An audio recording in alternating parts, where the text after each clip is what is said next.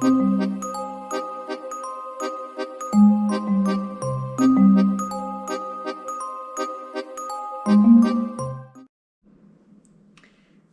welcome to this new video. My name is Martina Vincenzi and I am the founder of the VIP Flight Attendant Academy Private Jet Coach. Today I'm drinking a fabulous oolong tea. The oolong tea is something in between a black tea and a green tea, originally from China. And the one that I'm drinking today has the flavor of caramel and salted butter, one of my favorite. I really love it. Well, together with this tea, I would like to answer the question of Monica. Monica asked me, how can I gain the courage, or how can someone gain the courage and actually take the first engagement as a VIP flight attendant freelance? So you know that the freelance is a topic very, very close to my heart, because in June 2023, so in just a couple of months, I will actually celebrate 7 uninterrupted years of freelance engagements. And well, that's a very good question. How can you gain the courage? You know, I would say make a virtue out of necessity. This is at least what happened to me. And I would like to tell you my story. So how did I actually ended up being a freelancer?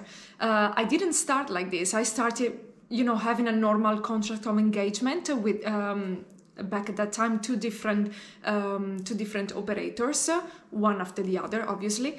And on my second operator, I was assigned to a jet. It was owner's operations, and I was assigned to this jet, and it was like, you know, the job of my life. A fantastic, very you know, very organized operations. So we knew exactly what was going to happen. It was busy but not too much, and the team was just amazing, and I really loved working for that operation.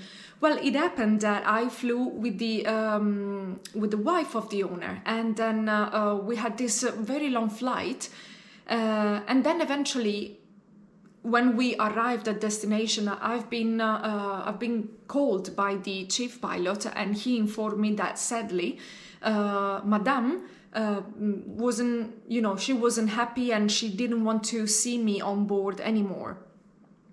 Unfortunately, a situation like this can happen in private aviation, in particular in you know, owners' operations. This is something that you have to be aware about, and it's something I wouldn't say very frequent, but on the other hand, it doesn't happen so seldomly neither. So it is something that can happen. Still nowadays, I cannot absolutely reckon on anything that happened during that flight that could eventually end up in such a negative outcome. So I am, you know, it can be for whatever reason, and I will never get to know them. So anyway, to cut the story short, I then found myself, you know, without a job. You know, there is also this concept, when it's owner's operation, they are on charge of, I mean, the aircraft belongs to them, obviously. So it's like private property. So if they don't want to see you on board the jet anymore, there's nothing you can do about it, because it's like, you know, I cannot get into your house without your permission. So it's a same situation. So I just had to leave and to find another job. You know, in this type of situation, normally the company tries to help you. So if there are any vacancies on any other type of operations within the company, you will just, you know, recycle, let's say, onto another jet. Well, it wasn't my case. Unfortunately, there were no vacancies available for me at that time. So I just had to, you know, leave the company. But well, we are still very much in good terms, and even after this situation, I ended up doing a lot of freelance for this company. So it wasn't you know, it's not as bad as it seems. Definitely, believe me, I lived on my own skin. It's not as bad as it seems. Well, I ended up again, as I was saying, without a job, and it was around May, and it was time for the eBase, this big private aviation event that takes place in Geneva every year, that I'm so much in love with, and I just took the chance, and I went to participate at eBase.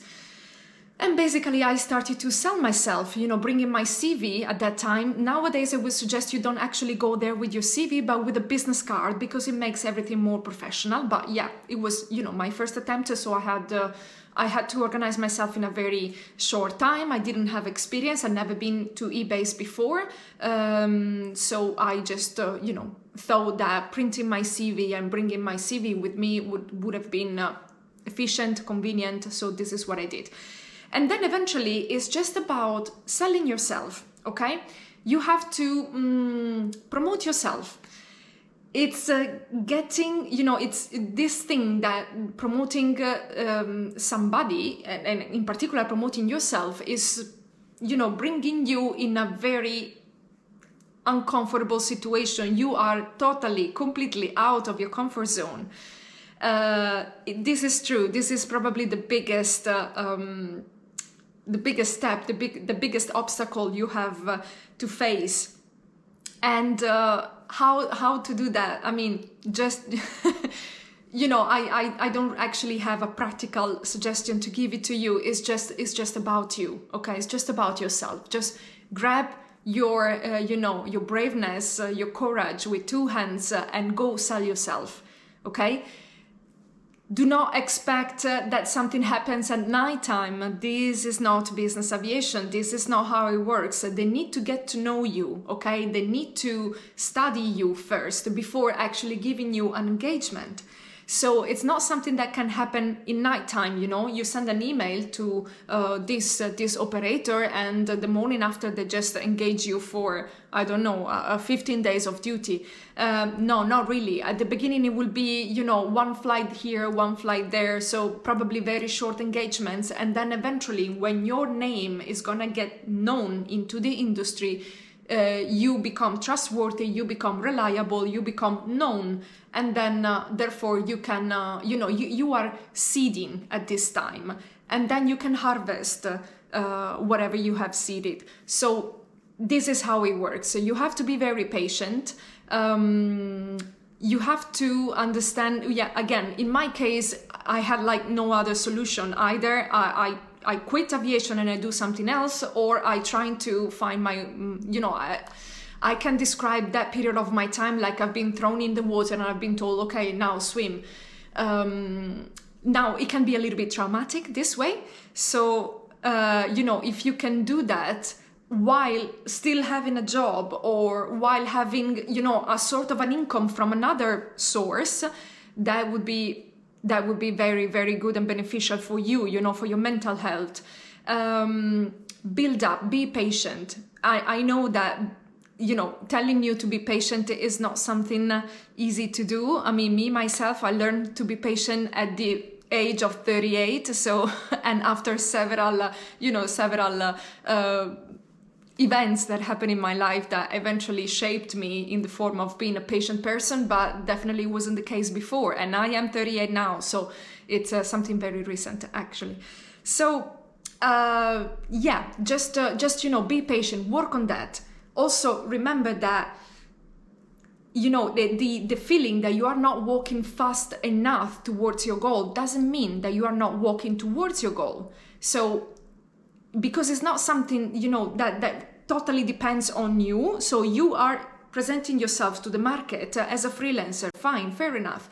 But, the market must be responsive, and the business aviation market is not responsive 365 days in a year. There are some seasons, there are some moments better than the other. So you need to wait, okay? You need to massage, harvest, seed, and see what actually the future will bring. Also, when you finally have your first engagement, please do not let the fears block you. I know you've never been on board that jet before. I know you probably haven't been on board any private jet at all. but this is doable, okay? This is not, I mean, right now, I flew many different type of jets, so it's actually difficult for me to find a jet that I never flew before. Maybe I didn't fly that specific jet, but I flew that model, so, and they do not differ that much from each other. But still, you know, you can study, you can prepare yourself. Okay, you go on board well in advance to have the time to study. Do not underestimate your strength and your capability to adapt to situations. You can do that. I did it. And, you know, for many years, the freelance was the only compensation that I was actually receiving. So you can live out of that. It takes some time, I would say roughly 3 years, okay, to build up your professional image so that the people get to know you and then they trust you, and you build up your professional image up to the point that you don't have any, you know, small engagement. You actually have proper long engagement. So, you know, do not let your fears block you. And if you are finally pulled out for a rotation or for an assignment, for an engagement as a freelance flight attendant, and you want somebody to calm you down and to guide you and to help you, you reach out to me, okay? I'm very happy to do so because I know how it feels. And I want you to be successful, but you have to be on top of your own fears, okay? Do not let them block you, because this is very important. It's about your job. Well, I hope this was helpful, and as always, reach out to me for whatever question you have about business aviation, VIP flight attendants, and crew life, and private jets, and so on and so forth. And I'll see you on the next video. Baci baci!